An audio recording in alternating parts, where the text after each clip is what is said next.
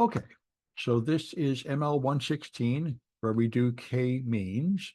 So first we're going to need that data set with 5 clusters. So this is using has make blobs. These are coordinates of it, and use this function called make blobs from sklearn, which will create a random Gaussian blobs of dots and then plot them.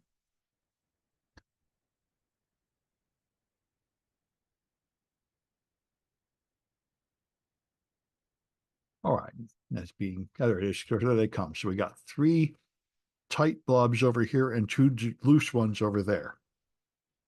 So this will fit a k-means model. And again, I've specified the random state, so you'll get exactly the same result I did. And this is going to run the default k-means algorithm, which is going to run it 10 times and make sure that it doesn't just have bad luck. And it'll show us the one that I think was hit the most number of times. And so it's just going to show us the final answer, which is, of course, very good. It finds 5 good centers and draws these decision boundaries, so it efficiently sorts these dots into 5 groups with only a few errors. And there's the score, which is the sum of the square deviation of how they are from the center, and then I guess a negative. So minus 211 is a pretty good score. This should be a number closer to 0, a lower absolute value. Minus 211 is a very good fit. And so now we can see the algorithm. We can print out just the first 3 steps of the iteration. And by the way, I think the previous one had a max iteration of 10. I think that's the default. Yep, number of iterations equals 10. So it will not do more than 10 steps of moving and counting the dots that are near here and moving to the new center. That should be enough to get you there if you're going to get there. If it takes more than 10, you probably just have a bad start and you're never going to get there. And this is going to show us how really just the first 3 iterations pretty much do the whole job anyway. So here's the initial randomness. Here's the labeling. And now, as I said before, the clearest one to see is this one here, where it was very badly in the wrong place. But at this point, when you label it, it's saved because this dense pack of dots is closer to that center, so they don't end up counting for the green.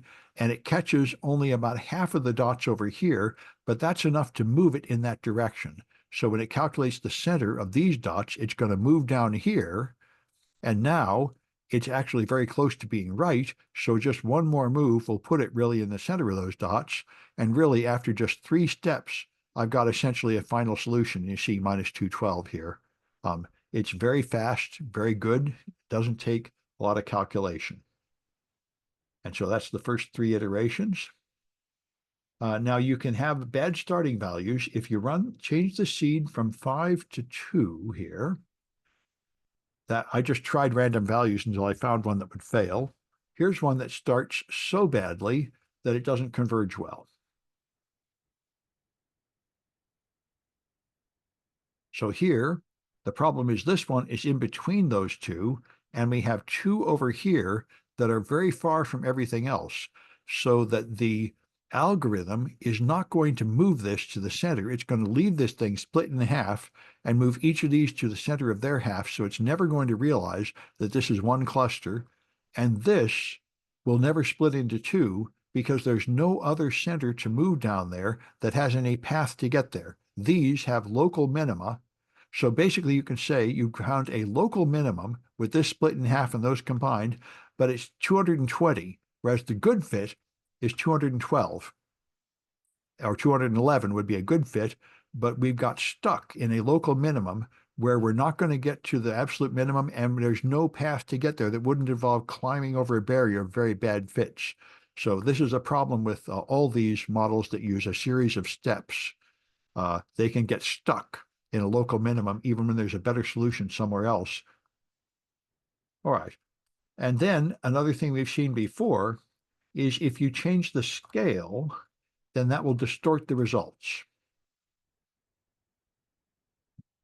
So here, I just multiply one scale by 10. So now this is going up by 5 and 10 instead of 1 like this. So it's the same visual appearance, and I'd like to get the same solution, but now this scale is 10 times bigger.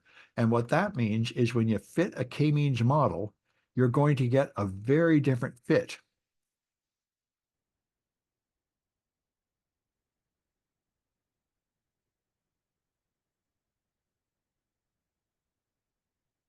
And this is because by scaling this 10 times bigger, you've told it that vertical errors count 100 times more than horizontal errors because it goes by the square of the error. So in fact, putting something here and having a circular region is not a good fit at all because the vertical distances are much more of a cost than the horizontal distances. So the correct fit with this scale is to have horizontal stripes where you allow very large horizontal deviations, but very small vertical deviations. So that's the problem with scaling. Scaling has completely distorted the result. And as I mentioned before, you have to be careful to normalize your parameters before you run machine learning. If everything is of equal value, then you pretty much normalize everything to go, say, from 0 to 1 or -1 to 1 in each direction. If you don't want to have one parameter control much more important than another. And here's a moon-shaped data set, which is going to be harder for k-means to fit because it's further from nice round Gaussian distribution. Now we'd like to separate the blues from the greens, but it's not going to be possible with a Gaussian separation. So you can fit the moons with various things. And what I think works best is have 8. Then you can get these 8 things here. And then in a mathematical sense, this is a bad fit because it didn't sort them into just 2 categories, blues and greens, but it's very easy to take these 8 categories and regroup them at a higher level. So I think this is a step towards a solution, but by itself, it's not. And here's the one that's really nice, that really shows the power of this mixing supervised and unsupervised learning. So let me make a new notebook. Don't really have to, but it just seems tidier. And so we're going to have the digits data set, one of the ones we've used before, handwritten digits. And that's going to show you the digits like this. And all the digits are in fact labeled. But if you, so if you fit a model to the entire training set here, using all 17 or 1800 images, 1,797 images, and they're all labeled. So if you fit with the entire data set, you'll get an accuracy of 90.68%. That's what's going to come up here. Now, if you used only 50 instances and trained it, then you would get a much lower value of 74% because you're only using 50 instances instead of 1,797. And the goal here is to, by only labeling 50 instances, we want to make the best model we can. And as I talked about, I don't think I'll keep doing it live. First, you use k-means to form 50 clusters. Then you find the instances that are closest to the center of each cluster. And now, instead of labeling 50 random instances, or the first 50 instances, these are the most perfect representations of the images. Each one of these is at the center of images that were similar. So if I label these images, so if I just learn from these 50, that will be a pretty good model. I'll give you up to 85% from 75%. So these representative images capture the real important trend of the images here. But if you then propagate those labels to all the instances in each cluster, and train on that, then you get up to 89%. And to remove outliers, the other thing you can do with unlabeled data, you find the ones that are outside, the 1% that are furthest from the center of each cluster, and throw them away. Then you actually get up to as good as the original model with all the labels, all the instances labeled.